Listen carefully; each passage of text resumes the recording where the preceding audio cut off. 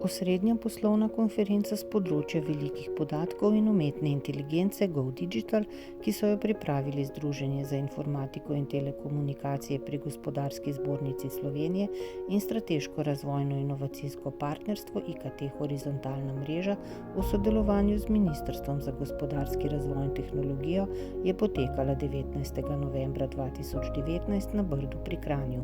Konferenca je povezala poglede vodilnih analitskih hiš o svetovnih trendih in gibanjih, usmeritve Evropske komisije, ponudnike rešitev ter podjetja, ki so že začela z uvajanjem v poslovne procese. I think it's very possible for Slovenia to be an important country when it comes to artificial intelligence research, partly because there's a really strong capability already, particularly in the research field of academia, but also there are really strong links between the private sector and academia, particularly multinational companies that are located in the country. So by working with these kind of ties, Slovenia could definitely move forward with the applications that it's already working on.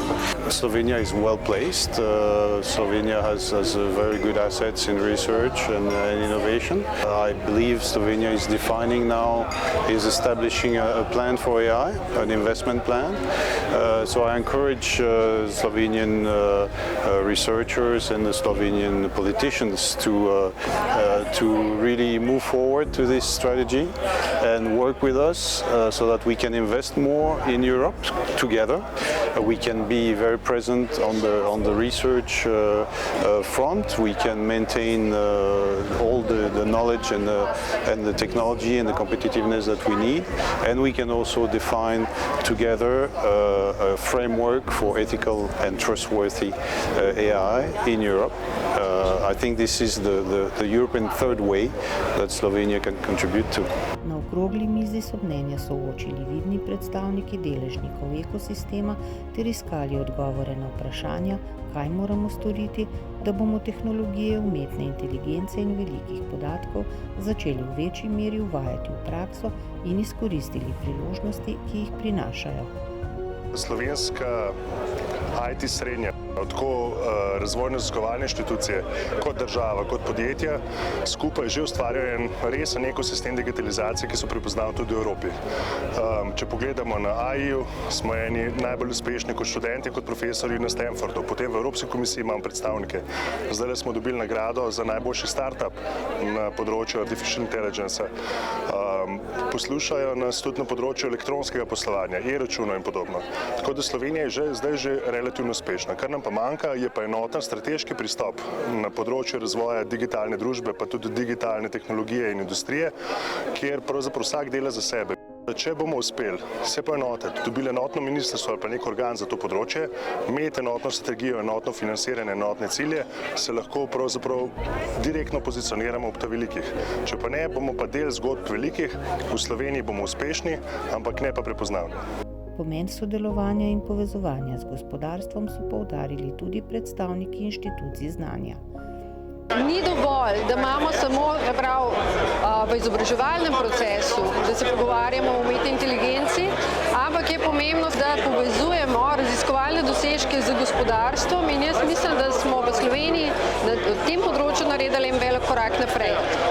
Imamo IKT Horizontalno mrežo, imamo SRIFE, imamo združenja, Center umetne inteligence, se pravi, bomo imeli tudi observatorij umetne inteligence in edini korak naprej, ki ga moramo narediti, da moramo poglobiti to sodelovanje in da mora to sodelovanje dati neke rezultate, oprijemljive rezultate, ki jih potem seveda vidimo v gospodarstvu.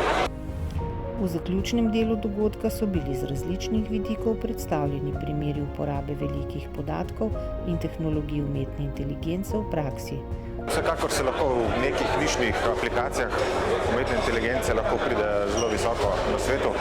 Sploh zaradi tega, ker imamo že v zadnjih 30 letih kar nekaj znanja se je nabralo v Sloveniji.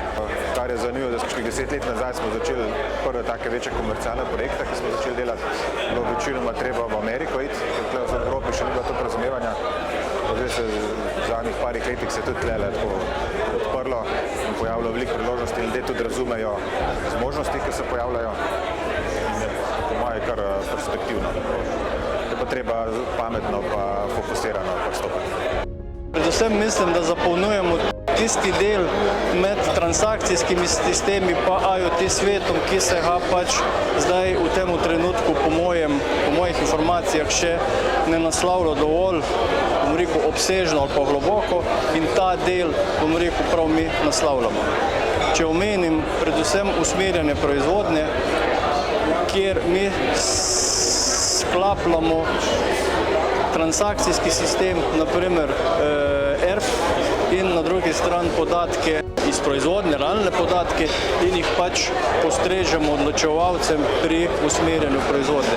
Ta del je trenutno še nezaseden in prav to nišo mi zdaj naslavljamo. V Sloveniji je umetna inteligenca nekako pozicionirana kar v redu.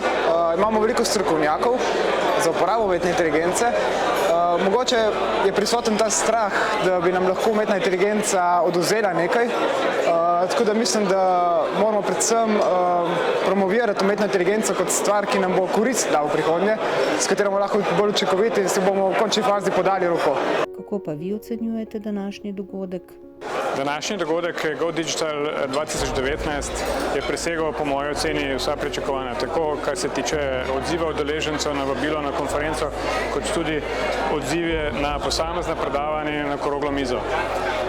Verjamem, da je konferenca en pomemben dogodek in pomembna aktivnost v povezovanju vseh deležnikov v Sloveniji, ki lahko pospešijo razvoj Slovenije v smeri digitalne družbe, pospešijo toliko hitro, da se lahko priključimo najuspešnejšim v Evropi.